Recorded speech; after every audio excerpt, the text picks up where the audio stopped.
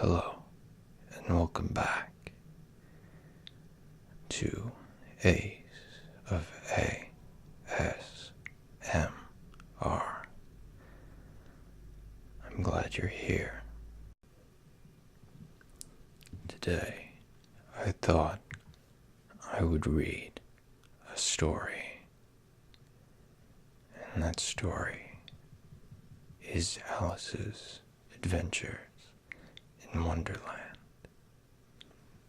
The reason I chose this book is because I think it's very surreal and almost dreamlike, and I think that might be a relaxing experience. Chapter 1. Down the Rabbit Hole. Alice was beginning to get very tired of sitting by her sister on the bank and of having nothing to do. Once or twice she had peeped into the book her sister was reading, but it had no pictures or conversation in it.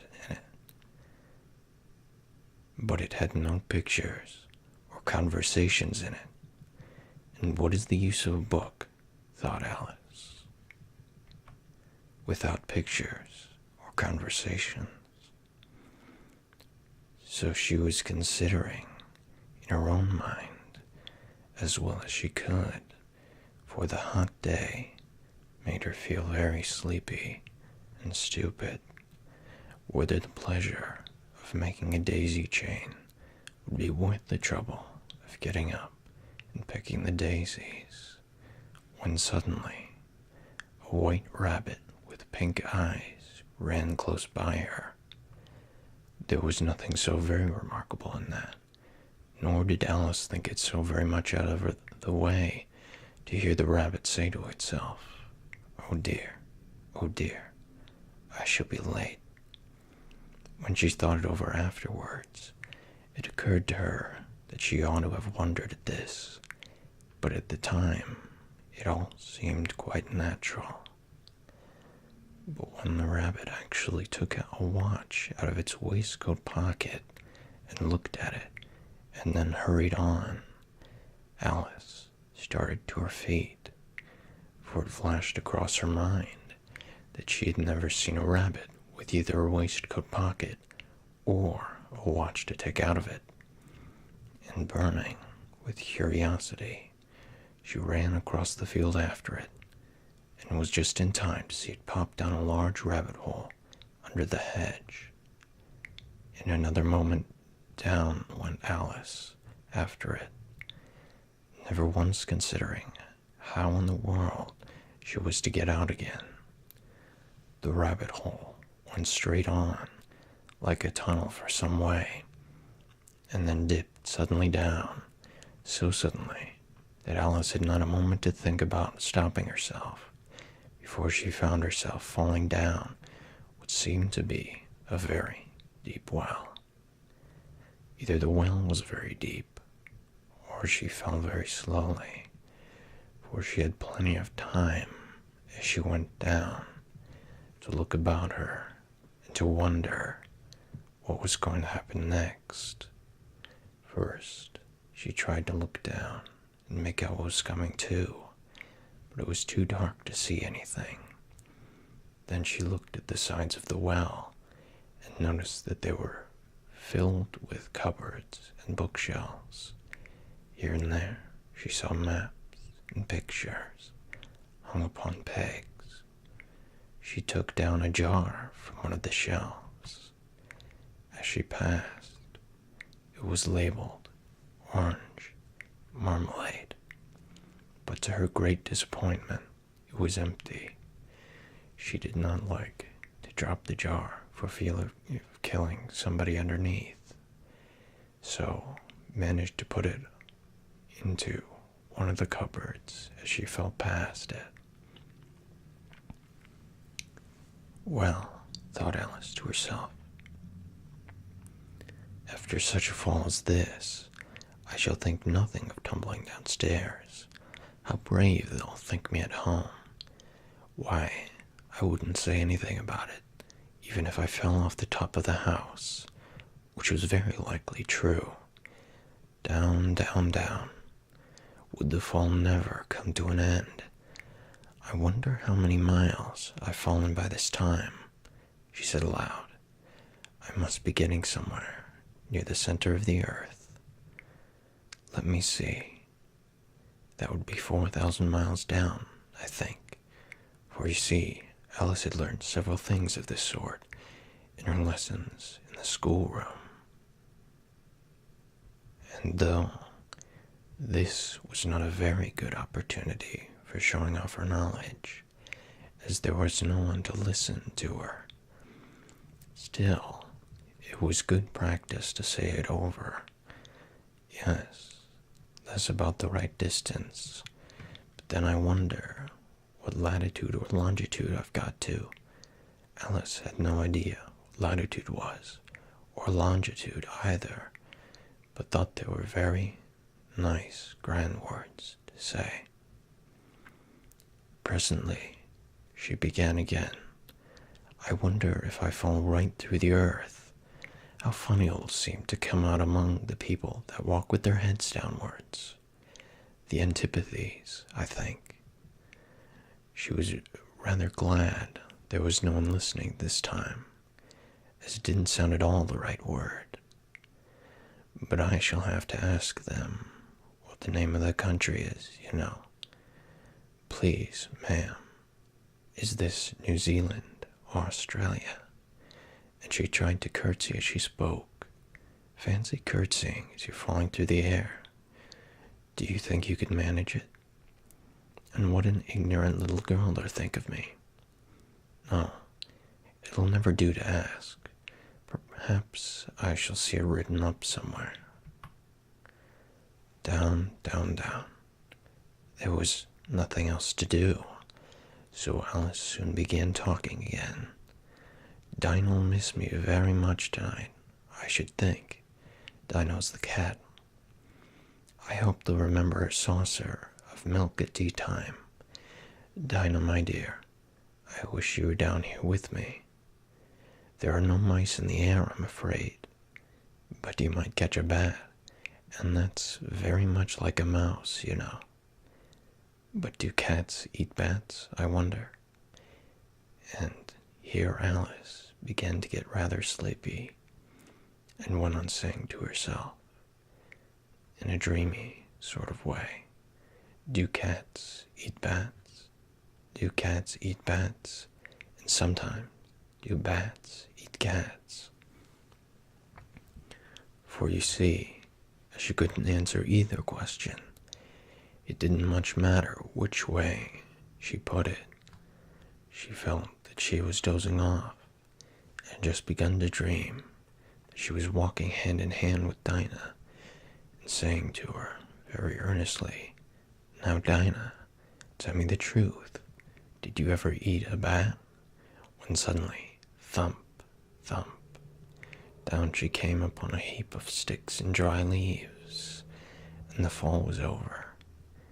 Alice was not hurt a bit, and she jumped up to her feet. In a moment, she looked up, but it was all dark overhead. Before her was another long passage, and the white rabbit was still in sight, hurrying down it.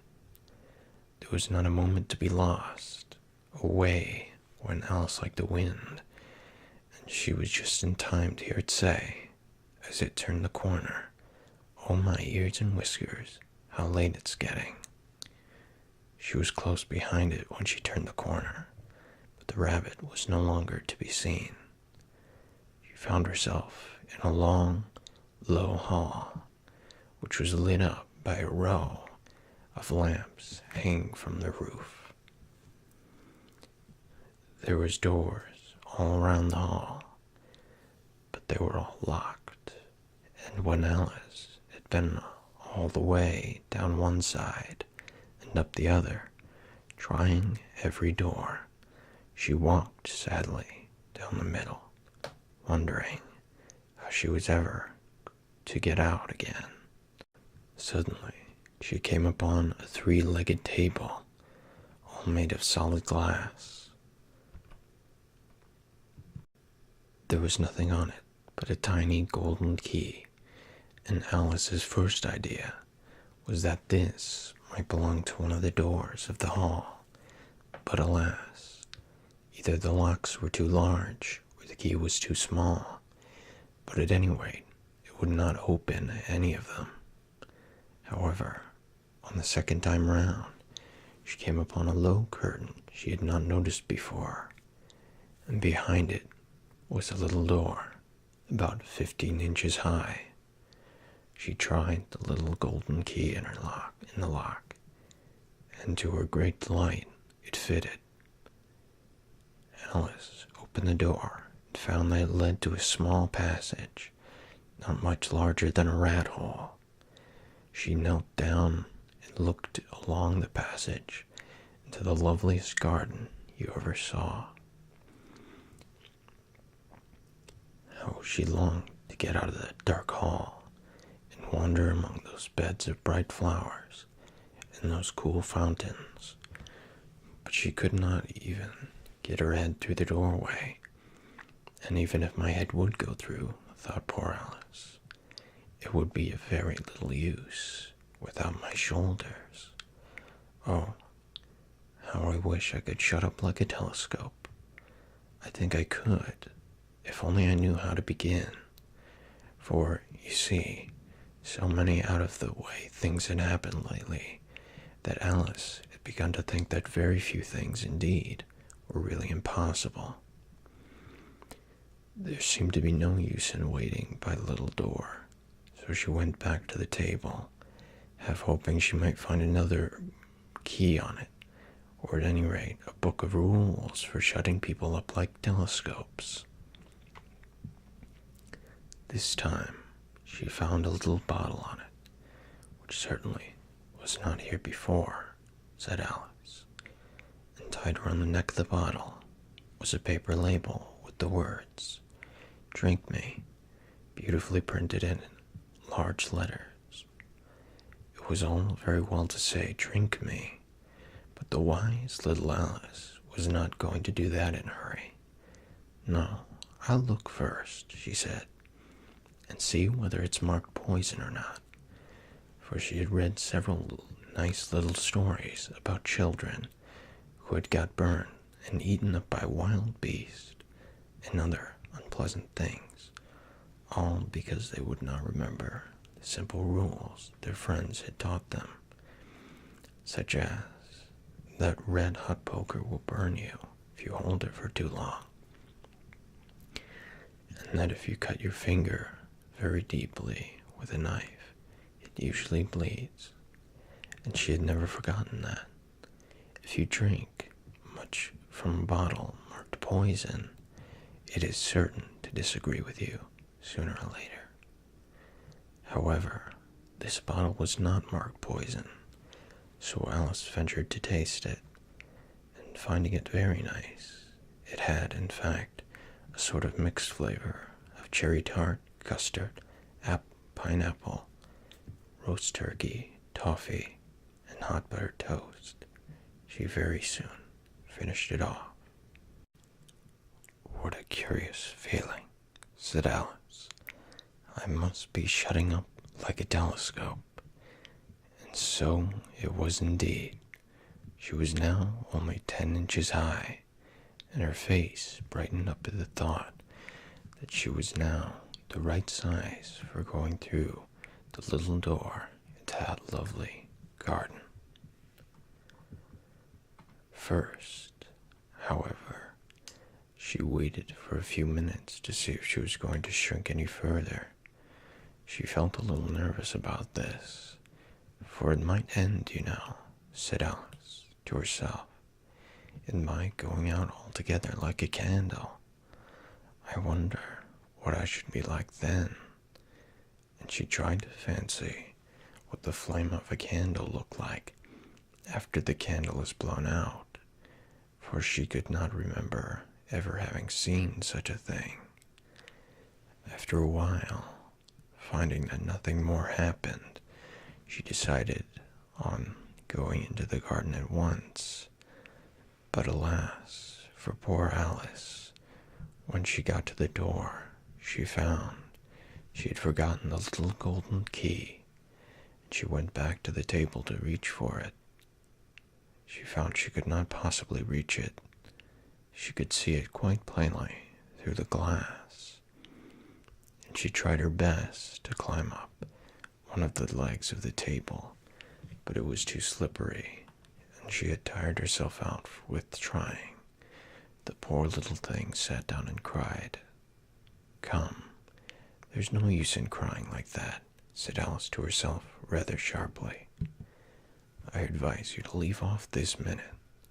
She generally gave herself very good advice, though she seldom followed it. And sometimes she scolded herself so severely as to bring tears into her eyes. And once she remembered trying to box her own ears for having cheated herself in a game of croquet she was playing against herself, for this curious child was very fond of pretending to be two people. But it's no use now, thought poor Alice, to pretend to be two people. Why, there's hardly enough of me left to make one respectable person. Soon her eye fell on a little glass box that was lying under the table. She opened it and found in it a very small cake on which the words, "Eat me," were beautifully marked in currants. "Well, I'll eat it," said Alice, "and if it makes me grow larger, I can reach the key, and if it makes me grow smaller, I can creep under the door. So either way, I'll get into the gardens, and I don't care which happens." She ate a little bit and said anxiously to herself, "Which way? Which way?" holding her hand on the top of her head to feel which way it was growing. She was quite surprised to find that she remained the same size. To be sure, this is generally what happens when one eats cake, but Alice had got so much into the way of expecting nothing out of the way things to happen, that it seemed quite dull and stupid for life to go on in the common way. So she set to work and soon finished off the cake. This is the end of the first chapter. That was Down the Rabbit Hole. I hope you enjoyed this little story, because I really do, and I have for a long time. Anyhow, I hope that you are doing well, and that you have a good night.